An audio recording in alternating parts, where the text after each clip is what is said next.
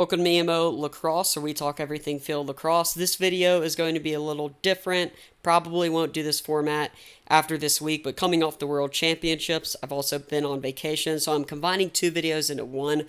I'll do rankings first, then very quick predictions for games. This week, we could see a lot of unique rosters due to many players resting after the World Championships.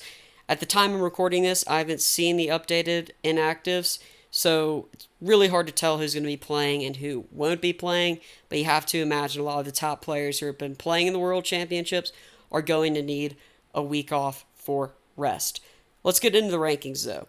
Number 8, I have the Atlas. The Atlas seem to be the team that suffers the most from the new reduced shot clock off of the face-off win rule. Trevor Baptiste has touched up on it, but with the new rules, you're almost at a disadvantage when you're winning all these face-off because there's just not enough time to set up the offense and get clean looks and good shots and really just good looks on these incredible goalkeepers and defenses in the league. The Atlas have more problems than that, and one of those has been the goalie play, kind of been up and down. Well, they have a whopping 42 points for, one of the best offenses in the league. Pieces are everywhere. They also have a whopping 43 points against. While we've seen Gavin Adler step up defensively, there's also just that worry about some of the goalie play from Jack Concannon. Defense has started to improve, and much of that has been because of Gavin Adler. Can they start to stop teams from scoring, though? We shall see. Number 7, the Chrome. The resume for the Chrome isn't great, and teams have started to figure out how to stop their very aggressive style of play. The reason I am optimistic, however, for the Chrome is because Brendan Nickturn is returning to an offense that absolutely needs him. We'll see if the Chrome can start to put everything together in future games, but this is huge for the Chrome and just what they need at this point in the season. Number 6, I have the Cannons. The Cannons are a team that haven't yet really found their footing defensively, and much of that is because the first two games of the season were against the Archers and the Chaos. Tough draw. Things went better with their first win against the Chrome. They made a goalie switch from Adel Gittleman to Colin Kirst, which I think paid off because I'm really actually curious to see who gets the nod this week. I think it's going to be Kirst. He looked really strong. They also had CVR play on defense in his first game as a Cannon, and the defense did look better as a whole, but they also played against the Chrome, who statistically have the worst offense in the league. So for me, the jury is still out on the Cannons. I think that they've grown as a team. They're just trying to find their footing. The Whipsnakes are at number 5. Now, I wanted to kind of put them in the top 4. I know this is weird because in the power rankings, the Whips would be and should be above the Redwoods. But with my rankings, I'm kind of focusing on the resume a little bit more and more like you would see a college sports ranking. 2 losses, the Chrome and the Atlas hurt a lot. Those are not good losses. The Whipsnakes, though, have a really good opportunity this week to change the narrative and move up. They're still a very good lacrosse team. I think this offense is really putting things together, and they're not going to be in the bottom half of the league for long. Number 4, the Redwoods. The Redwoods are a team that's trending down for me. They need to find a way to generate more offense outside of Ryder Garnsey, especially in the midfield unit.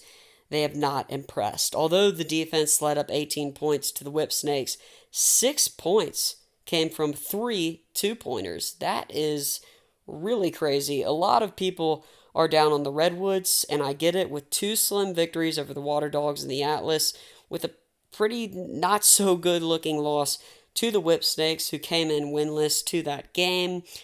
It's so early in the season, though, and I do think John Grant can improve this offense, and he has improved it from last year, and I think Ryder Garnsey helps that a lot.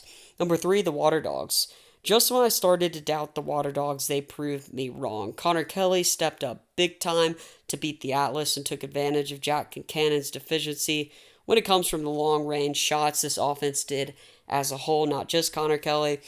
I still don't know what to think of the Water Dogs, but as I mentioned in the past, I think the key to success is taking the pressure off of Michael Sowers by initiating offense somewhere else outside of X where he plays.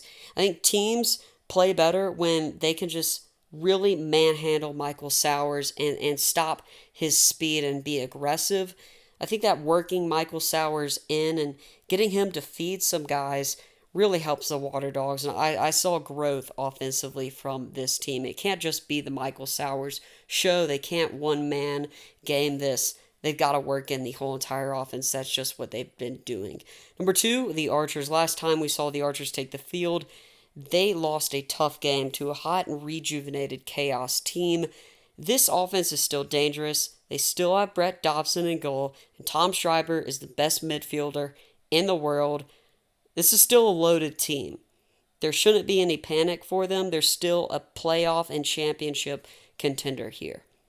Number 1, I have the Chaos. After beating the Archers the way the Chaos did, you have to put them at the number 1 spot, taking that from the Archers. This is a much different squad that lost in week 1 to the Water Dogs.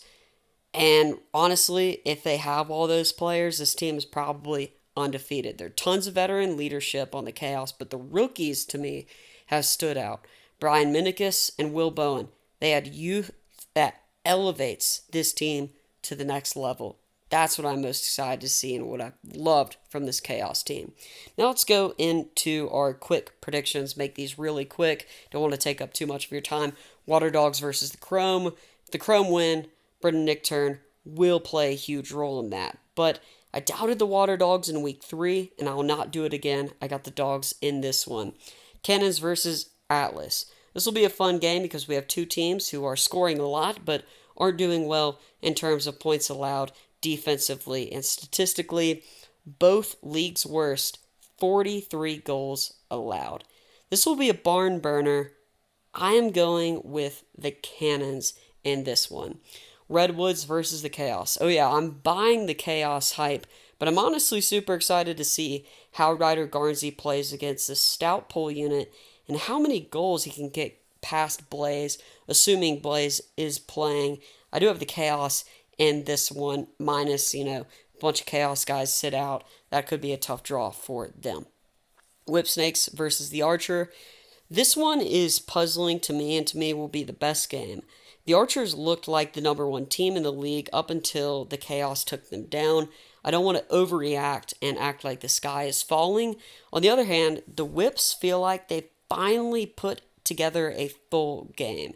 Rough start for the Whipsnakes, but in week 3, they looked fantastic. My gut is pointing me towards the Whipsnakes with a win. I love the offense, and I think this is a great challenge for both teams. I'm really excited to see this game. I go Whipsnakes here. I'd love to know your opinions down below, what your predictions are, and maybe if your rankings look a little different. Thanks for watching EMO Lacrosse. Make sure to like, subscribe, and comment if you love field lacrosse.